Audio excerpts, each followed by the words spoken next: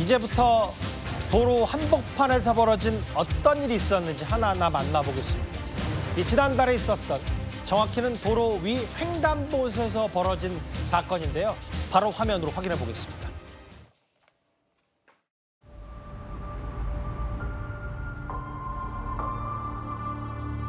여기야. 병원 가, 병원. 어? 빨리 병원 데려가야겠어.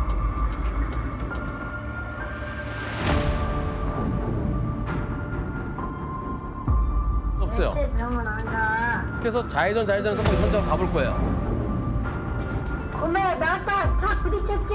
아저씨가 봤을 때 세게 부딪혔는데. 엄마 핸드폰 번호 몇 번이야?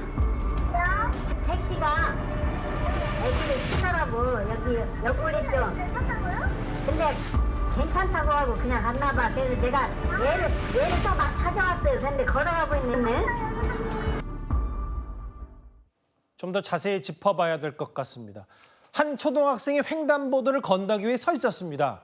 잠깐 화면에 나왔던 흰색 SUV, 택시가 이제 좌회전을 하려고 오다가 이 어린이와 충돌을 합니다. 부딪혀요.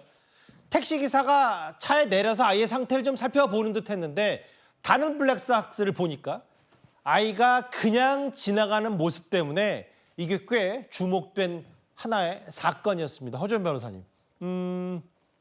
제보자가 가만히 있을 수는 없었던 것 같아요. 네, 제보자가 아이의 상태가 걱정이 돼서 아이를 따라갔다고 합니다. 하지만 아이는 시야에서 사라진 상태였는데 이 제보자 그래도 포기하지 않고 아이네 아빠로서 그냥 지나칠 수 없어서 아파트 한 구석구석까지 아이를 찾아서 결국에는 찾아냈고 예. 아이에게 부모의 연락처를 받아서 부모와 통화한 뒤에 상황을 설명해주면서 사실상 구호 조치를 이 제보자가 한 겁니다.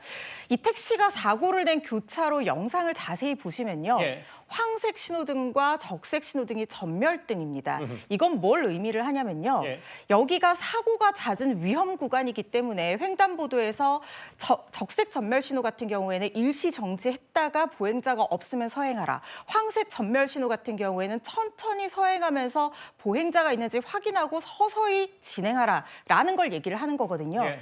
운전을 업으로 하는 택시기사가 이걸 모른다면 말이 안 됩니다. 그야말로 만연히 이 주의 의무를 해태해서 이 도로교통법상 이 보행자 보호 의무를 다해야 하는 횡단보도 위에서 그것도 어린아이를 치고 아이를 구호 조치를 하지 않고 인적사항도 제공을 하지 않은 상태이기 때문에 예. 특가법상 도주치상죄가 성립될 가능성이 매우 높다는 생각이 듭니다. 예. 우리가 흔히 아이가 근데 먼저 갔는데 이걸 어떻게 해야 되냐 이렇게 생각을 할 수 있어요. 그런데 이때 사고를 냈다고 하면요. 세 가지 의무를 기억하셔야 됩니다. 어떤 겁니까? 정구인 이렇게 기억을 하세요. 정차, 구호조치, 인적사항.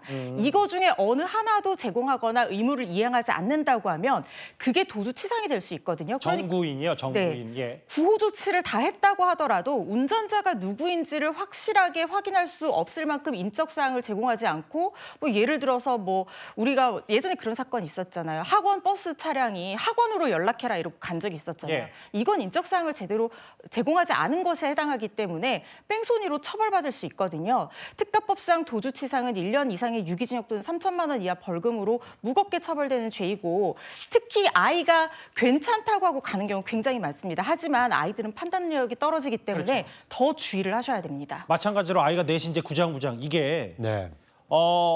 이 아이 입장에서 물론 뭐 택시기사가 내렸고 뭐 다친 데 없냐라고 몸 상태 확인한 다음에 아이가 뭐 괜찮다고 하니까 보낼 수 있다고 하더라도 아까 허준 변호사께서 여러 뭐 법적인 부분이나 절차도 얘기했지만 아이는 사건이 너무 경황도 없고 실제로 지금 당장은 크게 안 다쳤다는 느낌을 성인보다는 뭐 이 상황을 일단 빠져나가고 싶은 생각이 있으니까 그런 좀 아직 성숙하지 않았기 때문에 그런 행동들을 하는 경우가 종종 있긴 있거든요. 그렇습니다. 아이의 판단과 어른의 판단은 좀 다를 수가 있습니다. 예. 특히 아이의 경우에는 저렇게 경험하지 못했던 이 크던 작던 이 차량과의 어떤 접촉 사고가 있게 되면 예. 당황하게 됩니다. 그리고 이 사건을 어떻게 처리해야 될지 그 후속 조치를 어떻게 해야 될지 모르기 때문에 예. 일단 괜찮다고 하고 그 상황을 모면하려고 하기가 쉽습니다. 그런데 문제는 교통사고 후유증이라는 것이 즉각적으로 통증이 나타나기보다는 그렇죠. 오히려 시간이 지나면서 점점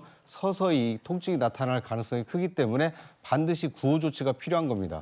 저 사고를 낸 택시 기사가 예. 만약 그 다친 아이가 자신의 아이였다라고 생각한다라면 저렇게 구호 조치 없이 그 자신의 차량을 운전하고 갔을까요? 오히려 더 묻지 않았겠습니까? 저런 경우에는 저 아이가 내 아이일 수 있다라는 생각을 가지고 적극적으로 구호 조치를 했어야 됩니다.